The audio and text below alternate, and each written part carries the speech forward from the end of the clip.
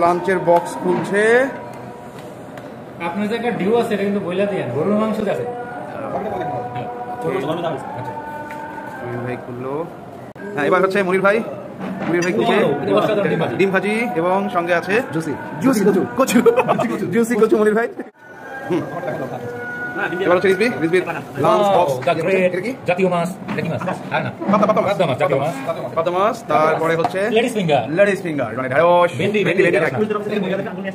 তারপরে হচ্ছে এই রাসি একটু দুইটা ভালো তিনটা কেন তোমাকে একটা বেশি নাকি? তোমাকে একটা বেশি না ইস্তেক করে দিচ্ছে। এটা হচ্ছে আমার এটা করলা ভাজি, আলু করলা ভাজি।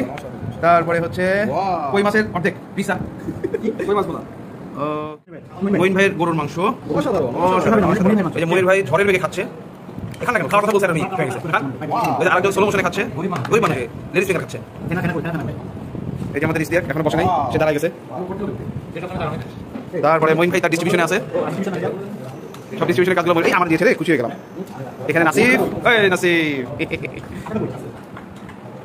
তোমার কষ্টে পাকানো ডিমের গুণা কিসে তোমার কষ্টে তোমার হাতে ডিম গুণা আর কালো